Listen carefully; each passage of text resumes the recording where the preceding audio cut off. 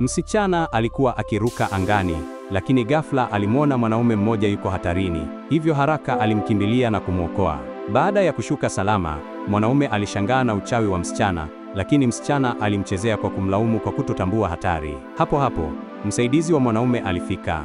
Msaidizi alidhani vibaya kwamba mwanaume alikuwa amechukuliwa mateka na msichana.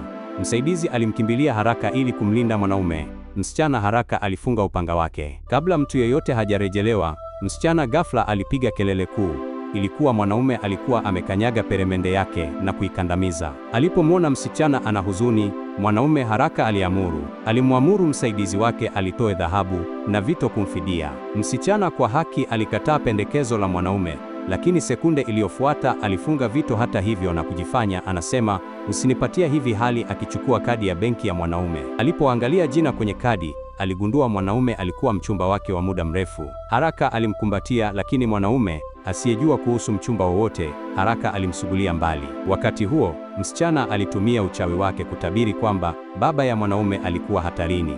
Sekunde iliyofuata, mwanaume alipokea simu. Baba yake tayari alikuwa karibu kufa, hivyo mwanaume haraka akaendesha gari kwenda nyumbani. Msichana kwa siri alijificha katika gari lake. Wakati huo huo, baba ya mwanaume alikuwa akiteswa na ukungu wa giza. Mama mkwe wa mwanaume, akitaka urithi, alimtaka asaini wosia. Msichana alipofika nje ya nyumba ya mwanaume, aligundua mapepo maovu yakizunguka vila, hivyo alitumia uchawi wa haki kuondoa ubaya uliozunguka ikulu. Mwanaume aliingia chumbani na kugundua makosa ya mama mkwe wake, lakini mama mkwe hakuonesha hofu, akidai urithi tayari ulikuwa umepewa kaka mdogo wa mwanaume. Mwanaume alikasirika. Msichana aliona hasira inamshinda, hivyo haraka aliingia kulinda, lakini kaka mdogo wa mwanaume kwa kiburi alijaribu kumfukuza msichana. Mwanaume haraka aliinuka kumlinda. Mama mkwe alibofya kitufe cha baba ya mwanaume, na baba ghafla alikana kumwambia mwanaume atoke. Msichana aliona baba anahisi ajabu, hivyo alitumia uchawi kumsingiza. Kisha akatoa mawe machache na kuunda duara la uchawi. Uchawi ulipofanya kazi, alitoa nguvu za giza kutoka mwilini mwa baba. Mama mkwe kisha alijaribu kumshtaki mwanaume kuwa na nia mbaya, lakini sekunde iliyofuata baba alimkemea mke wake na kumwambia aondoke haraka. Wengine hawakuwa na chaguo ila kuondoka pia.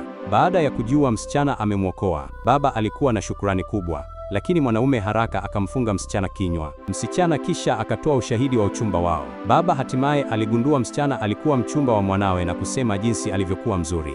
Kisha aliamua kwamba mwanamume amuoe msichana siku ile ile.